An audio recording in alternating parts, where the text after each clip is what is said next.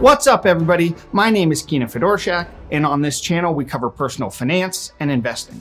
If those topics are of interest to you, give that like button below a gentle love tap. Want to learn how to retire in 10 years? Okay, Google, set a timer for 10 years. 521 weeks and 3 days. And we're starting now. Oh, I didn't think she'd do it. If you want to get in the driver's seat of life and take charge of your future instead of trading your time for money for the rest of your life, this video is for you. In order to understand how retiring young is possible, I want to start by introducing everybody to the FIRE movement. FIRE is an acronym that stands for Financial Independence, Retire Early. This is a group of people who came up with the crazy idea that having financial freedom is the ultimate goal, and it's worth being frugal and making some sacrifices today so that in the future we can work because we choose to, not because we have to. Or instead we could choose to retire and pursue hobbies and other personal interests. At the end of the day, it's all about having the freedom of choice. As you might imagine, people in the FIRE community dive deep into the math to determine how much is needed to retire at any age. It's all about calculating how much invested money is required to sustain your current lifestyle without ever having to work again. When I first got interested, I thought the math behind all of this was going to be incredibly confusing and complex, but it's actually very simple. To give you an idea how simple this can be, let's calculate how much money you need to retire. We'll do this by taking your total annual expenses, meaning how much you spend in a year, and multiply them by 25. It really couldn't get any easier. So I'll demonstrate. Last year, I spent $52,300.54. By multiplying $52,000 by 25, we get a figure of $1.3 million. This is the figure I would need to have invested in order to retire and maintain my current lifestyle indefinitely. Just remember that this is just a rule of thumb, and there's a lot of other assumptions that come into play here. Many of those details I'll address later on in the video, so make sure you stick around for that. But before we dive into more detail, I want to address mindset, because I think that this is the most important factor that determines whether you will actually become financially independent or not.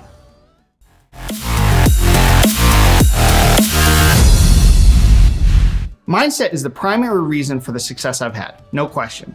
And it all started with me first admitting to myself that I'm not very good with money. In fact, from the outside looking in, a lot of people appear to be really good with money, but I think it's very rare to meet somebody who actually is good with their money. For example, I meet people all the time who have enormous incomes, doctors and business owners who pull in $300,000, $400,000, $500,000 per year, but they don't have very much money left over at the end of the month. It all gets eaten up by the fleet of Teslas and luxury vehicles that they own, their huge mansions and private school tuition, and none of that is bad. I'm not criticizing that. But I think that we should all be asking ourselves the question more often of, will spending money in this area or on this new thing actually contribute to my overall happiness? Psychologists have actually already addressed this question. A 2018 study from Purdue University concluded that anything earned above $95,000 in a year had zero impact on emotional well-being or life satisfaction. Up until that point, money does make you happier because it's really stressful to not be able to meet your own basic needs. But the point is that once you hit a certain threshold, the happiness kind of levels off. So why do I bring this up? Well, it's because the main determining factor for whether you will or will not reach financial independence is how much of your income you'll be able to save each month. In fact, Mr. Money Mustache, who's a well-known blogger in the FIRE community, came up with this chart which ties savings rate to how many years it will take you to reach financial independence. And the great thing is that this works at virtually any income level. As you can see here, if you consistently save 65% of your take-home pay each month, you can retire in about 10 years and continue to live your current lifestyle indefinitely. And this is why I say a mental shift is necessary. You need to start weighing the pros and cons of spending any leftover money you have at the end of each month against the opportunity to retire earlier, or at least be financially free earlier, even if you choose not to retire. So which option will truly make you happier? It's tough because delayed gratification comes into play, but I expect that for most of us, financial freedom is the option that will be most satisfying in the long run. For comparison, the average American saves something like 6% each month. And as we can see from the top of the chart, that puts most people on a trajectory to retire in 66 years. So basically never. Often people's only saving grace is Social Security, and who knows how long that will be around for. Let me tell you, as a millennial born in the early 1990s, I have zero expectation that Social Security will exist when I become old enough to be eligible. If you're serious about achieving financial independence, like I am, it's time to start playing the game of how much can I save each month. Speaking from experience, this is hard because when money is left over at the end of each month, my first thought is always, ooh, I'm gonna go buy the new Apple AirPods, or maybe even a camera to film these YouTube videos so I don't have to keep using my iPhone. I know I'm repeating myself here, but we need to reframe how we view our excess cash flow and realize that we are delaying our financial freedom and retirement for a new toy or physical object that probably won't actually make us any happier for more than just like a few hours. And when we look at it that way, things really do start to shift. The very first thing to do, if you aren't already, is to start budgeting. It's so critical to start keeping track of monthly expenses and get a general idea of how much you're spending in different categories and how much you need to get by. Personally, I use Mint and Personal Capital, which are free tools. But if you're okay paying a small fee, I've heard great things about YNAB or You Need a Budget software. Also, if you don't want to share data with the companies making these tools, you could just use an Excel spreadsheet to keep track of everything. That's also something I do. Okay, so I hope that this mindset pep talk was useful for you. If it was, and you took something away of any value, would you mind sharing this video with somebody in your life that would benefit? Maybe sneak it into their DMs like tactfully so it doesn't seem like you're criticizing their financial decisions. That wouldn't be good. Next, I want to briefly touch on the arguments against the FIRE movement.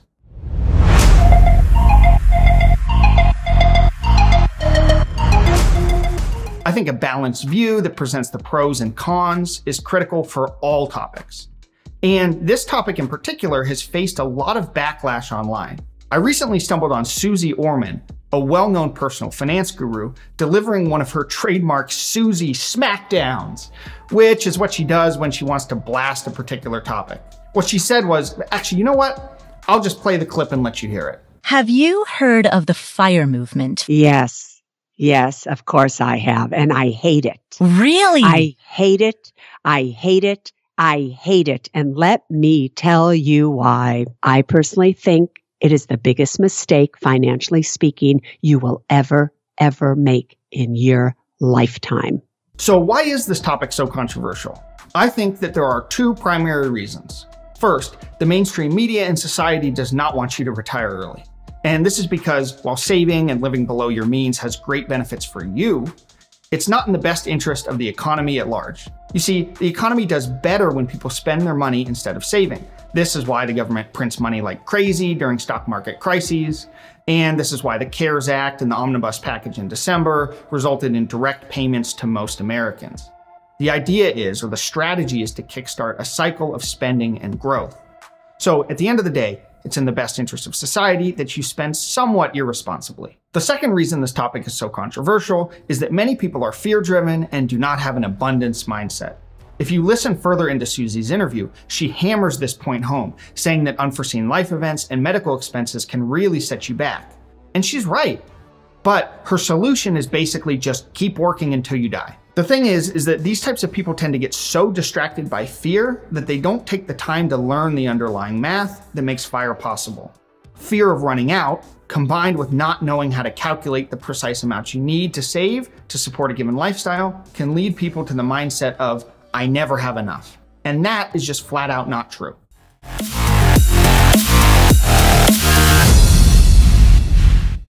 The next area worth discussing is the different types of FIRE, or financial independence. And this is because you might not need as much money in your retired life as you do spend today. For example, maybe you have kids and a bigger house and you won't need those things in the future. Or maybe you want more cash flow in your post-working life so that you can travel and live a luxurious life. Either way, enough people ask this question to merit a discussion. So let's discuss the 5 basic FIRE categories.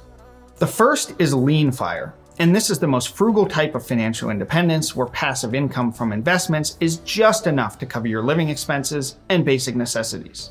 So maybe you live in a small apartment and drive an older model car. You're not going to be living the high life and taking tons of vacations or anything like that, but you will be able to retire and do what you choose with your time. This type of financial independence is all about frugality, and it's best for folks who want to retire as quickly as possible right out of the gate, or for those who've discovered the FIRE movement later in life and don't have as much time to save.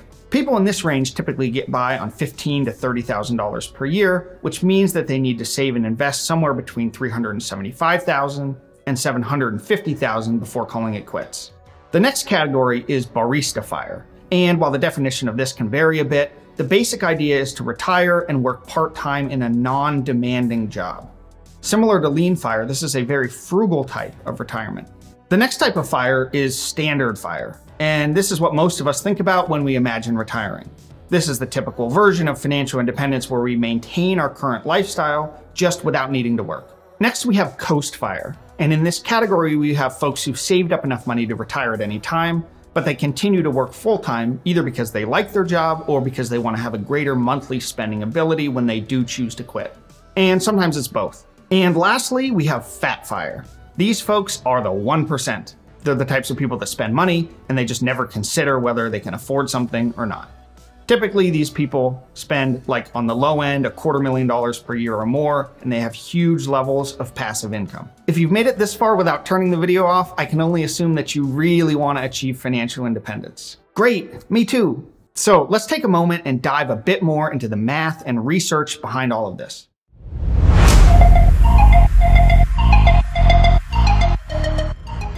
I do think Suze Orman's comments have merit, and it's worth testing the soundness of the research and underlying assumptions. The most important study looking at the amount of invested money required to retire is called the Trinity Study. The study, published in the late 1990s, looked at stock market performance as far back as there were accurate records to determine the safe withdrawal rate.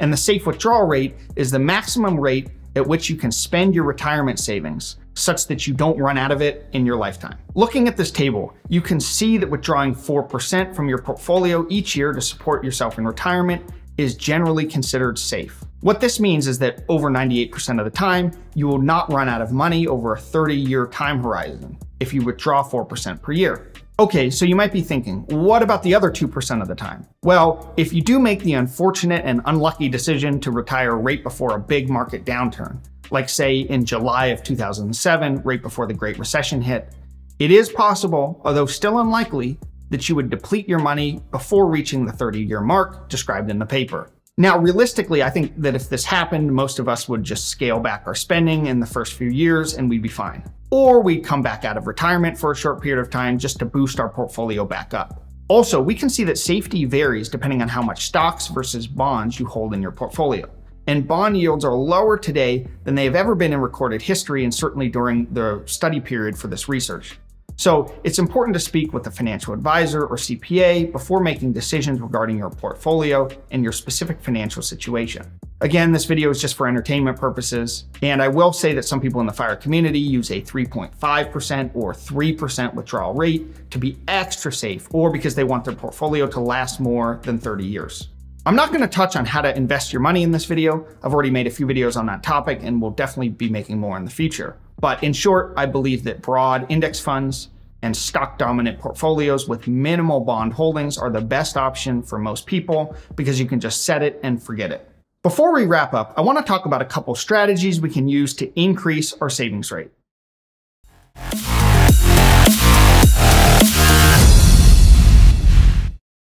Basically, everything falls into two categories: strategies for decreasing spending and approaches to increase your personal income. I could speak forever about how to cut costs, learning to cook at home and meal prep, cutting transportation costs by buying older vehicles or using public transit, or moving closer to your job. But the truth is that this is mostly a mentality thing for most of us. We kind of know when our spending is frivolous versus when we're spending on something that's a necessity. So I'm just gonna leave this one there. You need to cut non-essential costs as much as possible. The other area to look at is increasing your income from your job or career. Having a high savings rate is much easier when your overall income is higher. So the first piece of advice I have is to work in a career that pays you based on your results and not your time. So this could be something that's commission-based. That way, as you become more efficient, you can generate higher levels of income for the same amount of time you spend. This could also be a fully remote job, like the one I have, where my salary is paid for the output I produce, not how many hours I sit in a cubicle. Basically, you need to decouple the notion that the hours you work is in any way related to the income that you make. This is patently false. Your earnings have always been tied to the value you bring to the organization. The next piece of advice I have is to just enjoy your work. And I know that many of us work in jobs we dislike, and it's easier said than done, and it might not always be an option. But I do think that taking the effort and the time to shift into a different position or a different industry can make work satisfaction much higher and just result in a better ability to save and make us more happy in the meantime. And lastly, it is important to note that truly wealthy people almost always get that way by starting their own business, not by working for somebody else. This has always been the fastest way to provide the most value to other people and therefore generate the most wealth for ourselves. The entrepreneurial life is definitely not for everybody. I know a lot of people who've gone that route, but if you are somebody with the drive and willingness to work incredibly hard, those types of people generally are rewarded for it. So I've covered basic principles of financial independence, retire early or FIRE, the movement, and how you can retire by 40. Or really within any time frame of your choosing. Just look at Mr. Money Mustache's chart. We dove into the mindset that's required, even arguments made against FIRE, different types of FIRE lifestyles from lean FIRE to fat FIRE, the Trinity study and safe withdrawal rates, and lastly, strategies to increase your income. If you thought the information provided in this video was valuable, can I ask you to hit the like button below and also to share it with maybe 1 or 2 people in your life that matter a lot to you? This will help me create more videos like this in the future, and it'll teach the YouTube algorithm that this type of content matters. Thank you, and I'll see you all in the next one.